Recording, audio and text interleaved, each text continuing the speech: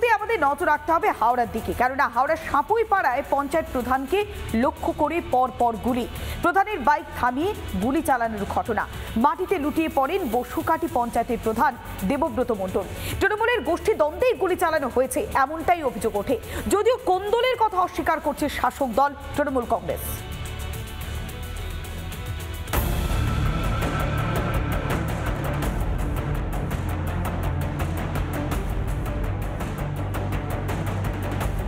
বৃহস্পতিবার রাতে হাওড়ার সাপুইপাড়ায় শুট আউট।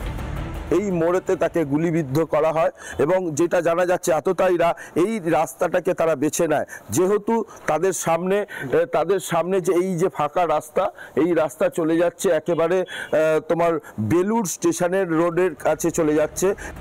বিয়ের অনুষ্ঠান থেকে ফিরছিলেন হাওড়ার বালি সাপুইপাড়ার বসুকাটি গ্রাম পঞ্চায়েতের প্রধান তথা তৃণমূল নেতা দেবব্রত মণ্ডল।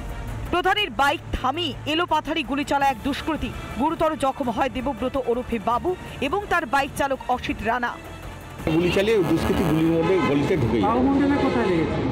বাবু মন্ডলের একটা হাতে লেগেছে, একটা কোমরে লেগেছে, আর অসিত রানার একটা হাতে লেগেছে। হাত থেকে গুলিটা মনে হয় বাঁ দিকে হয়তো বেরিয়ে গেছে। এই হ্যাঁ, হেঁটেই এসেছিল। দ্রুত প্রধানকে উদ্ধার করে হাওড়ার একটি বেসরকারি হাসপাতালে ভর্তি করা হয়। অবস্থার অবনতি হওয়ায় নিয়ে আসা হয় এসএসকেএম হাসপাতালে। দেবব্রত মণ্ডল তাকে কিন্তু এই মুহূর্তে এসএসকেএম হাসপাতালে ট্রমা সেন্টারে তাকে নিয়ে আসা হয়েছে, সেখানে তার অস্ত্রোপচার হবে। তবে এখনো পর্যন্ত তার গুলি কিন্তু বের করা যায়নি। কোমরে এবং কাঁধে তার কিন্তু গুলি লেগেছিল। প্রকাশ্যে এসেছে ঘটনার মুহূর্তে সিসিটিভি ফুটেজ। সেখানেই পরিষ্কার প্রধানকে লক্ষ্য করে গুলি চালায় তৃণমূল ঘনিষ্ঠ প্রমোটার বাসু ওরফে সুভাষ চৌধুরী।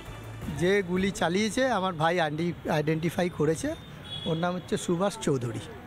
ওকে, ওখানকার এলাকার কেউ ক্রিমিনাল। স্থানীয় বাসিন্দাদের দাবি, অভিযুক্ত বাসু ওরফে সুভাষ একসময় প্রধান দেবব্রত মণ্ডলেরই ঘনিষ্ঠ ছিল। তাকে দেখা গিয়েছে ডোমজুড়ের তৃণমূল বিধায়ক কল্যাণ ঘোষের সঙ্গেও। স্থানীয়দের দাবি, এর আগে একই সঙ্গে বালি এবং ইটের ব্যবসা করত বাসু এবং দেবব্রত। বাসু আলাদা ব্যবসা শুরু করাতেই দুজনের বিবাদ বাড়ে বলে অভিযোগ ওঠে। ভাগ বাটোয়ারা এবং ক্ষমতার লোভেই তৃণমূলের কোন্দল বলেই দাবি করছে স্থানীয় বিজেপি নেতৃত্ব। এর প্রথম কারণ যে গোষ্ঠীদ্বন্দ্ব, অন্তর্দ্বন্দ্ব, ঠিক আছে।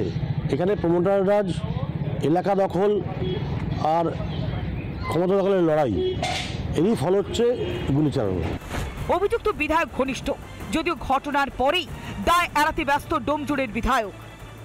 এখন হসপিটালে চিকিৎসাধীন আছে, আর পুলিশও এসছে। পুলিশকেও পরিষ্কারভাবে বলে দিয়েছি, দুষ্কৃতীকে কোনো রকম ছাড়ছাড় দেওয়া যাবে না।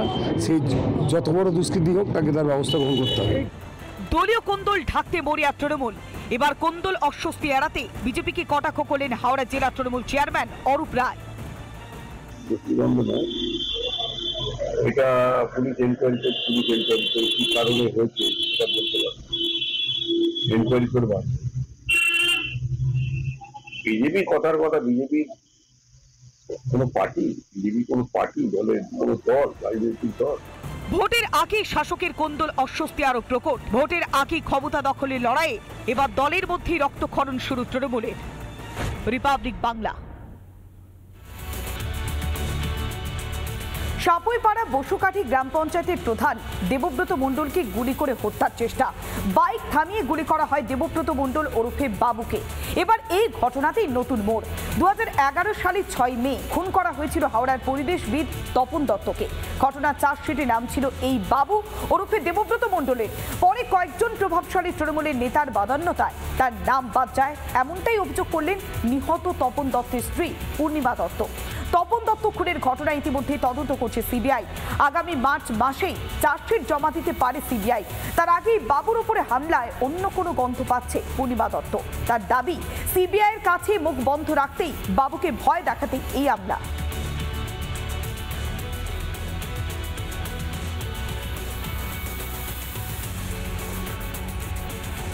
কিছুদিন যাবৎ সিবিআইয়ের অ্যাক্টিভিটিস বেড়ে গেছে।